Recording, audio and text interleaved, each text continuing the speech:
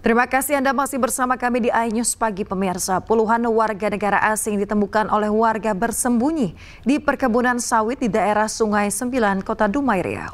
Ya, warga yang resah ini langsung melaporkan kepada pihak kepolisian dan imigrasi Dumai. Sekelompok warga negara asing asal Bangladesh dan Rohingya Myanmar ditemukan warga di perkebunan sawit di daerah Tanjung Penyebal, Kecamatan Sungai Sembilan, Kota Dumai, Riau. Warga sekitar yang resah melihat keberadaan orang asing yang berkeliaran di dalam perkebunan sawit langsung melaporkannya ke pihak kepolisian setempat. Polisi bersama imigrasi yang tiba di lokasi mengamankan 68 orang asing, di mana 26 orang berasal dari Bangladesh dan 42 berasal dari Rohingya Myanmar. Menurut pihak imigrasi Dumai, 68 WNA berencana akan berangkat ke Malaysia melalui Pelabuhan Tikus yang ada di Kota Dumai. Mungkin kita akan koordinasi dengan UNHCR di Pekanbaru. Kalau memang dia pencari suaka atau pengungsi, ya kita akan bawa ke Pekanbaru. Selanjutnya, ke-68 WNA asal Bangladesh dan Rohingya ini akan dibawa ke Rudenim, Pekanbaru untuk diproses lebih lanjut. Dari Dumai, Riau, Dedi Iswandi, iNews melaporkan. Pemirsa, Ketua Komnas HAM Papua terjebak baku tembak antara polisi dan KKB di distrik Moskona, Teluk Bintuni. Peristiwa tersebut terjadi saat rombongan berupaya mencari Kasat Reskrim Polres Bintuni yang menghilang.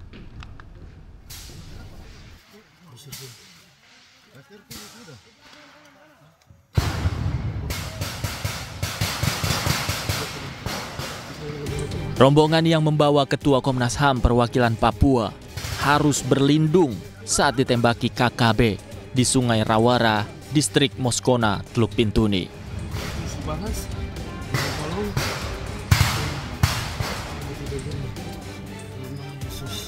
Kontak senjata terjadi setelah tim gabungan dari Brimob melakukan tembakan balasan.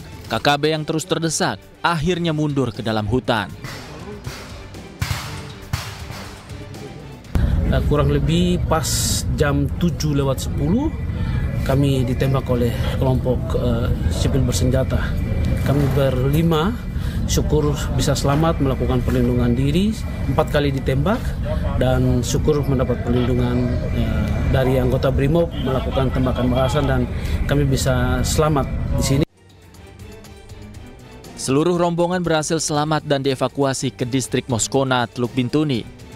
Perwakilan Komnas HAM berada di lokasi untuk mencari Ibtu Tommy Marbun, mantan Kasat Reskrim Polres Teluk Bintuni yang hilang sejak 18 Desember 2024 yang lalu. Dari Bintuni, Papua Barat, Chandri Suripati, iNews melaporkan. Pemirsa, selamat menunaikan ibadah sholat subuh untuk Anda yang berada di wilayah Jakarta dan sekitarnya. Kita kembali di iNews Pagi. Puluhan orang menyerang kelompok lain yang sedang dirawat di Puskesmas Geger di Bangkalan, Jawa Timur. Penyerangan terjadi akibat beda dukungan antara dua tokoh masyarakat.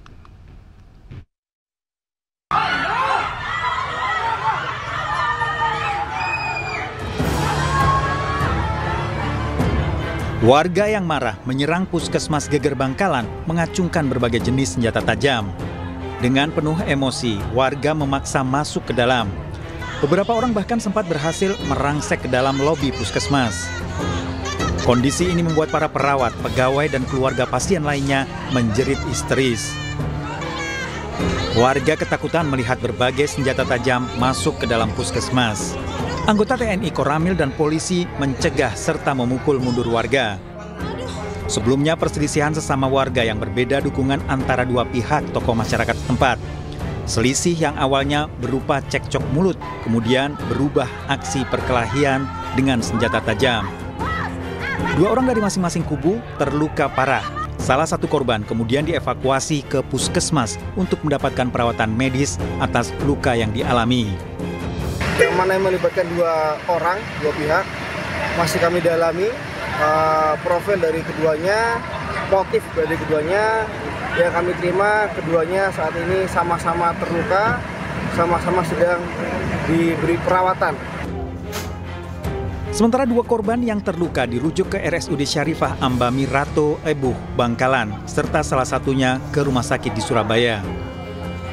Dari Bangkalan, Jawa Timur, Taufik Syahrawi melaporkan.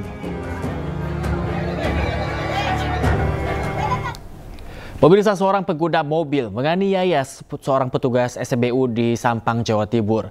Peristiwa itu terekam kamera hingga viral.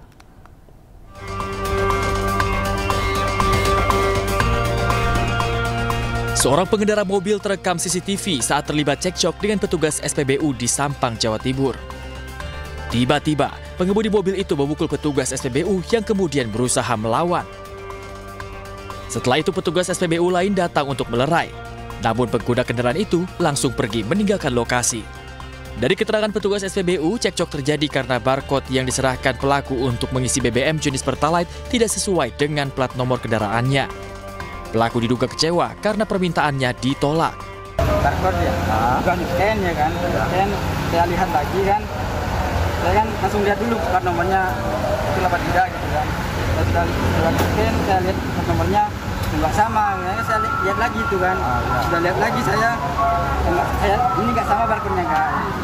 Lah apa bedanya katanya, apa bedanya? Nanti saya punya barcode gitu kan, nggak bisa, itu Sampang bisa. Sampai saat ini korban masih belum melapor ke pihak kepolisian karena masih menunggu kabar dari pimpinannya. Dari Sampang, Jawa Timur, Fatur Rahman, iNews melaporkan. Pemirsa, Jonathan Frizzy diperiksa oleh Satreserse Narkoba Polres Bandara. Publik figur yang disapa akrab dengan Ijong ini diperiksa sebagai saksi atas dugaan obat keras yang ditemukan dalam rokok elektrik.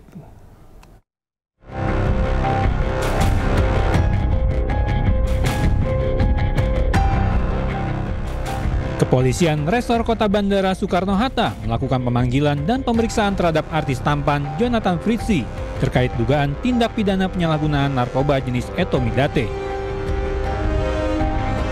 Dalam kasus dugaan pelanggaran Undang-Undang Kesehatan ini, pihak kepolisian telah mengamankan 3 orang, masing-masing berinisial BTR dan EDS, serta seorang wanita berinisial ER. Jonathan Frizzy sendiri statusnya masih sebagai saksi dan telah diperiksa sebanyak 1 kali pada 17 April 2025. Namun pada pemeriksaan kedua 21 April 2025, artis dengan panggilan Ijong itu absen dengan alasan sakit. Ijong sendiri diduga terlibat kasus dugaan pengadaan produk farmasi tanpa izin berupa vape yang mengandung zat etomidate atau obat keras. Pihak Satres Narkoba Polresta Bandara Suta menyatakan kasus ini terungkap pada bulan Maret 2025 setelah pihaknya menerima penyerahan dari Bea Cukai Bandara Suta. Pihak Satres Narkoba Polresta Bandara Suta menyatakan kasus ini terungkap pada bulan Maret 2025 setelah pihaknya menerima penyerahan dari Bea Cukai Bandara Soekarno-Hatta berupa penumpang yang kedapatan membawa vape mengandung obat keras jenis etomidate. Penyelidikan lanjutan berujung pada penangkapan terhadap ketiga tersangka. Pemirsa, terkait dengan kasus Mbah Tupon, lansia yang kehilangan tanah seluas 1.655 meter dan diduga menjadi korban mafia tanah, pemerintah Kabupaten Bantul menyatakan akan membantu Mbah Tupon mendapatkan kembali hak tanahnya dengan menyediakan pengacara gratis.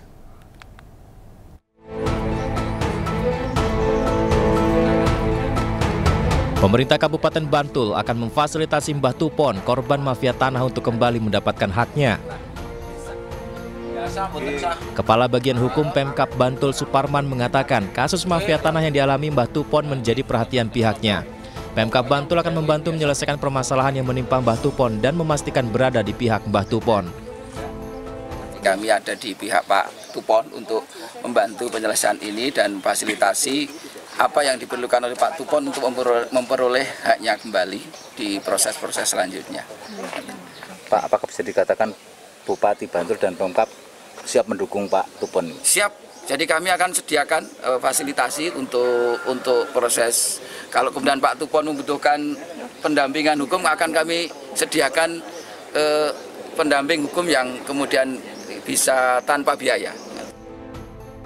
Sementara itu tidak hanya pemerintah kabupaten, Kepala Kantor Badan Pertanahan Nasional BPN Bantul Tri Harnanto juga mengatakan permasalahan Mbah Tupon menjadi perhatian khusus dan disiapkan langkah pengumpulan dokumen-dokumen untuk membantu pembuktian kasus Mbah Tupon.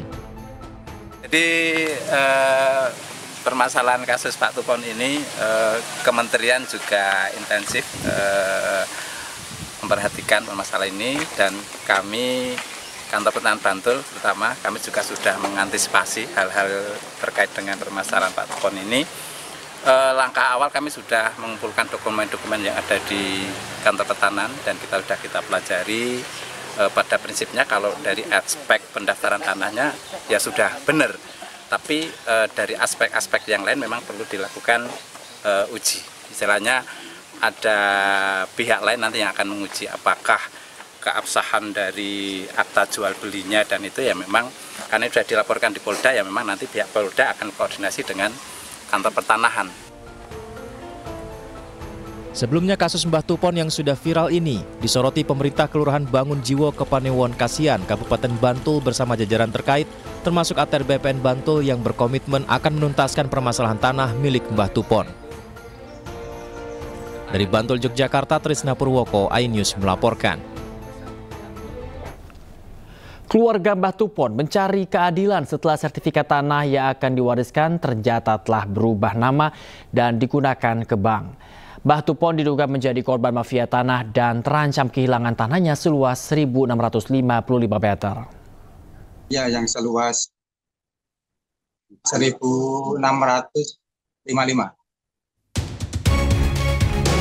Inilah Heri Setiawan, anak Mbah Tupon yang menunjukkan tanah milik Mbah Tupon di mana sertifikatnya berubah nama tanpa sepengetahuan Mbah Tupon.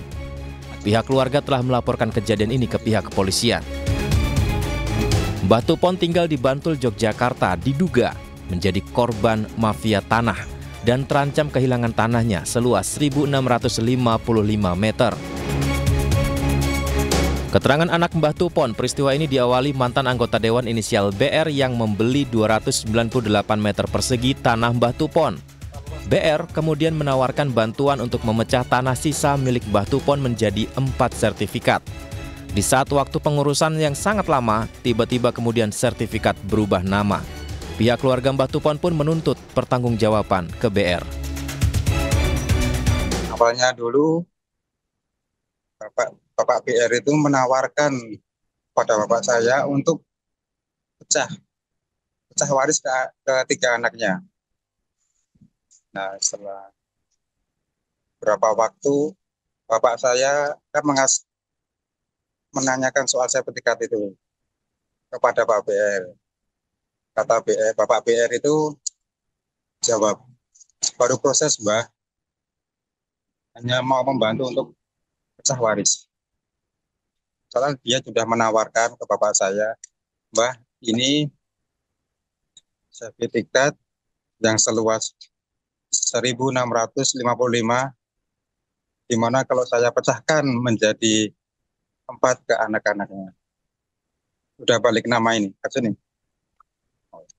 Dulu pernah sempat datang ke rumah menanyakan, mau meminta pertanggungjawaban Bapak BR. Kenapa kok bisa jadi kayak gini, Pak? Ini dulu mantan DPR. Ya, saya dan keluarga berjuang untuk mempertahankan hak miliknya bapak saya. Sudah dilaporkan ke Polda DIY. Kenyataan pahit lainnya, sertifikat yang sudah berubah nama tersebut ternyata diagunkan ke bank dengan nilai pinjaman 1,5 miliar rupiah. Kasus ini pun sudah sampai ke pihak kepolisian dan Kementerian ATR BPN. Dari Bantul, Yogyakarta, Trisna Purwoko, iNews melaporkan.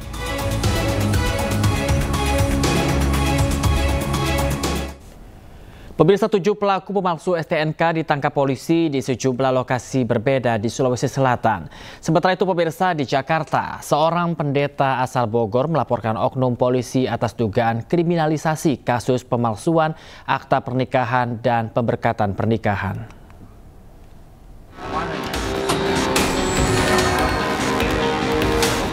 Polisi menggerebek rumah salah satu pelaku anggota sindikat pemalsu STNK di Makassar, Sulawesi Selatan.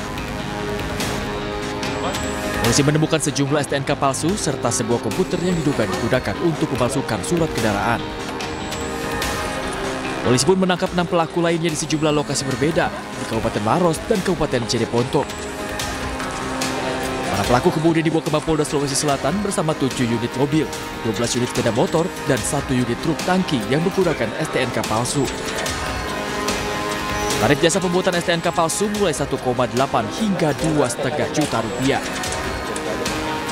Mobil dan motor yang menggunakan STNK palsu diduga kendaraan hasil penggelapan dan pencurian. Penggelapan leasing dan ada sepertinya mobil curian. Ini tim kita masih bergerak. Jadi berdasarkan pengakuan dari tersangka yang kita amankan, itu ada sekitar ratusan yang diproduksi untuk STNK aspal. Ditemani tim kuasa hukumnya, seorang pendeta gereja HKBP Gideon Saragi melaporkan mantan Kasat Reskrim Polres Bogor Kompol RS yang diduga telah melakukan kriminalisasi terhadap dirinya ke Mabes Polri Jakarta. Kasus bermula ketika pendeta Gideon dijadikan tersangka dalam kasus pemberkatan pernikahan atas laporan seorang jemaat yang telah dinikahinya. Kuasa hukum korban menilai penetapan tersangka pendeta Gideon diduga cacat hukum dan diminta untuk dievaluasi. Dalam hal ini, ya perlu saya sampaikan, sejak Indonesia berdiri, negara ini, produk akta catatan sipil adalah produk dinas catatan sipil, bukan produk pendeta atau gereja. Kenapa Bapak Pendeta sebagai ulama atau pemuka agama ditetapkan tersangka? Bahkan yang lucu dan aneh bin aja ditetapkan tersangka terlebih dahulu, baru dikeluarkan sprindik berulang kali. Sementara itu Polri ataupun terlapor belum memberikan keterangan resmi terkait kasus ini. Dari Makassar, Sulawesi Selatan dan Jakarta, Wahyu Ruslan dan Den Helmi Sejambati, iNews melaporkan.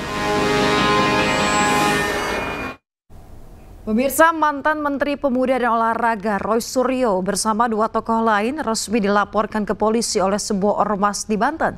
Pakar telematika tersebut dilaporkan atas dugaan penghasutan publik terkait keaslian ijazah Presiden ke-7 Republik Indonesia Joko Widodo.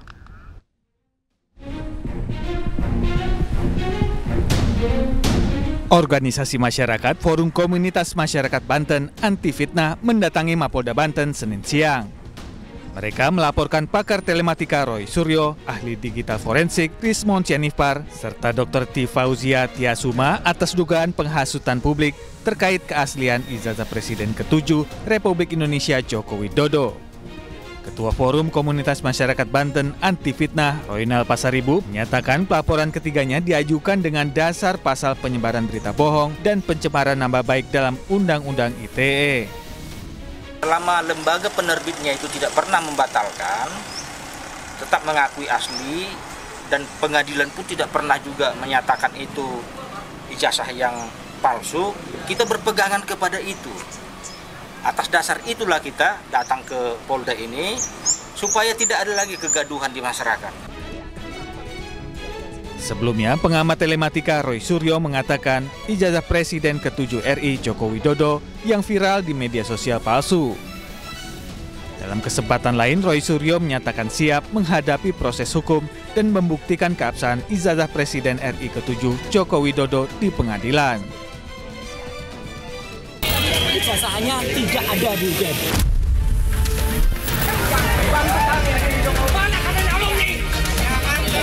Skripsinya Jokowi itu memang ada perbedaan ketikan. Itu antara ketikan batang tubuh itu diketik dengan mesin ketik biasa, dan di depan itu dengan cetakan yang cetakannya itu tidak pada zamannya.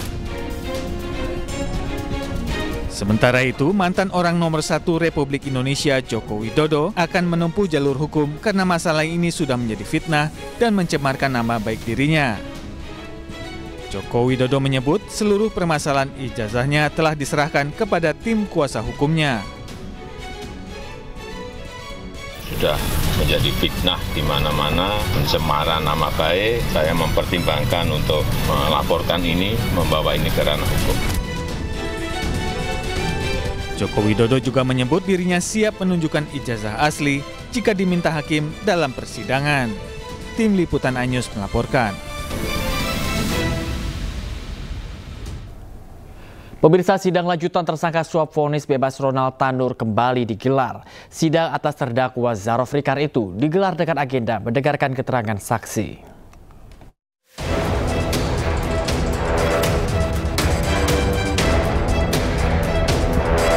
Mantan pejabat Mahkamah Agung sekaligus maklar kasus Ronald Tanur, Zarof Rikar Senin siang kembali menjalani sidang lanjutan. Agenda sidang hari ini adalah mendengarkan keterangan saksi dari jaksa penuntut umum. Total ada 9 saksi yang akan memberikan keterangan, namun baru 3 saksi yang terkonfirmasi hadir dalam sidang. Ketiga saksi tersebut adalah Bert Nomensen Sidabutar, Diah Puspita Ningrum, dan Abdul Muluk. Sebelumnya Kejaksaan Agung menetapkan 6 orang tersangka atas kasus vonis bebas Ronald Tanur. Salah satu tersangka adalah maklar kasus Zarof Rikar yang menjadi perantara suap antara pihak Ronald Tanur dengan majelis hakim untuk membebaskan Ronald Tanur.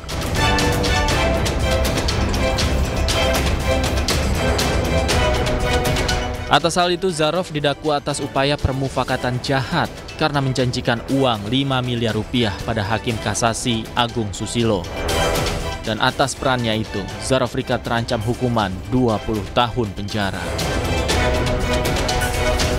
Dari Jakarta, Tim Liputan iNews melaporkan. Pemirsa, Kejaksaan Agung melakukan penggeledahan dan penyitaan terhadap aset-aset milik Kepala Balitbang Diklatkumdil Mahkamah Agung, Zarof Rikar, di kediamannya. Penggeledahan dan penyitaan terkait penanganan perkara tindak pidana pencucian uang yang menjerat Zarof Rikar. Dan yang lain, tadi kan lemari itu belum kita sisir dokumennya, kita boleh disirkulasi tuh di dalam. Pemirsa, penyidik Kejaksaan Agung melakukan penggeledahan di rumah Zarof Rikar terkait perkara TPPU dalam kasus korupsi pengurusan perkara pembunuhan Ronald Tanur. Dari hasil penggeledahan, Kejagung menyita sejumlah dokumen terkait dugaan tindak pidana pencucian uang. Kejagung juga telah melakukan pemblokiran terhadap berbagai aset yang diduga milik ZR. Zarof Rikar sendiri sebelumnya telah ditetapkan sebagai tersangka kasus korupsi pengurusan perkara pembunuhan Ronald Tanur dalam sidang pengadilan Tipikor. 1, 2.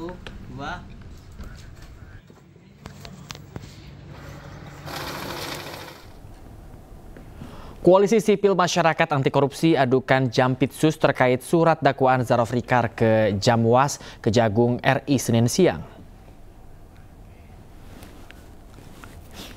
Koalisi Sipil Masyarakat Anti Korupsi Indonesia, Police Watch atau IPW, dan Pergerakan Advokat Nusantara mengadukan Jampitsus Febri Adriansyah dan JPU M. Nur Rahman Adikusumo ke Jamwas Kejagung RI berkaitan surat dakwaan Zarof Rikar.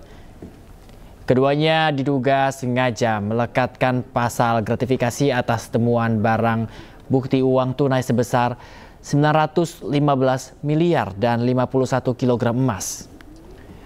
Seharusnya terdakwa Zarof Rikar dikenakan pasal suap dan atau TPPU. Koordinator Koalisi Sipil Anti Korupsi Ronald Tanur, lobi-lobi menyampaikan pemberitaan tentang pengaduan bukan untuk menyerang institusi Kejaksaan Agung, melainkan sebagai social control demi kebaikan penegakan hukum. Dan dalam kaitan perkara apa? Kebijakan dilakukan Jampitsus Febri Adriansyah dalam pembuatan surat dakwaan terhadap terdakwa Zarof Rikar dengan hanya menggunakan delik gratifikasi, maka secara langsung dan tidak langsung telah merintangi atau menggagalkan hakikat tujuan penyidikan untuk membuat terang dugaan pidana yang tengah disidik. Karena pertanggungjawaban pidana dibatasi. Pemirsa, Kejaksaan Agung mengalihkan status penahanan Direktur Pemberitaan JEK TV Tian Bahtiar dari tahanan rutan menjadi tahanan kota. Pengalihan penahanan dilakukan dengan mempertimbangkan kesehatan tersangka yang mengalami riwayat penyakit serius. Pemirsa, Kepala Pusat Penerangan Hukum Kejaksaan Agung Harley Siregar menyebut pengalihan penahanan tersebut telah dilaksanakan sejak 24 April 2025. Harley menjelaskan proses pengalihan penahanan telah melalui konsultasi dengan tim dokter dan dilengkapi dengan surat permohonan resmi dari pihak kuasa hukum tersangka. Selain itu, pemirsa, penyidik juga mensyaratkan jaminan dari istri tersangka untuk mendukung proses hukum. Sebagai bagian dari pengawasan, Tian Bahtiar dilengkapi dengan alat elektronik untuk memantau pergerakannya selama menjalani status tahanan kota. Bahwa sejak tanggal 24 April 2025 terhadap tersangka TB ya, oleh penyidik telah dilakukan pengalihan penahanan dari yang selama ini dilakukan tahanan rutan menjadi tahanan kota di Bekasi. Apa yang menjadi alasan dari pengalihan penahanan ini? Yang pertama, bahwa kuasa hukum yang bersangkutan mengajukan terhadap pengalihan penahanan itu, ya. Kemudian yang kedua, bahwa ada alasan kesehatan, sehingga penyidik setelah berkonsultasi dengan tim dokter, ya, berketetapan bahwa kepada yang bersangkutan sangat perlu dilakukan pengalihan penahanan.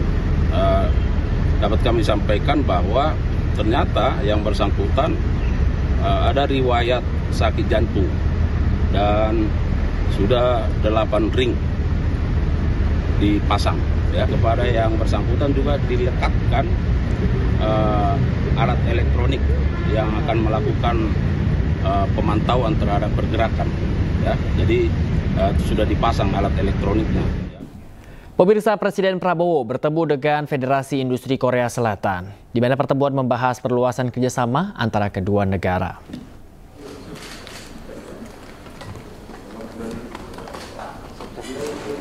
Pertemuan dengan organisasi ekonomi terbesar di Korea Selatan digelar di Istana Merdeka Senin pagi. Presiden Prabowo menyambut langsung para delegasi di ruang Jepara Istana Merdeka.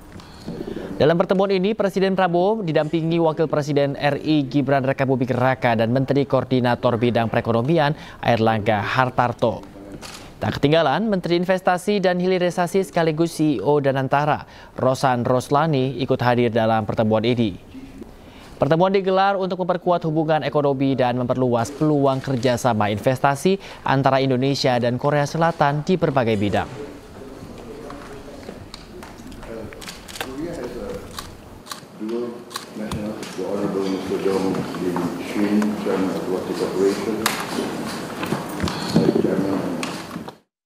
Kita dihantam tarif berapapun, kita akan berunding, akan negosiasi.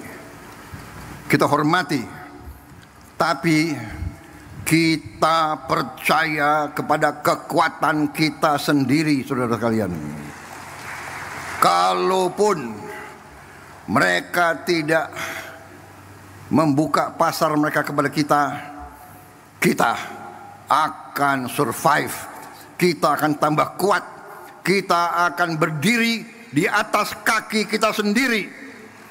Kita tidak akan pernah menyerah, kita tidak akan pernah berlutut, kita tidak akan pernah mengemis, kita tidak akan pernah minta kasihan orang lain.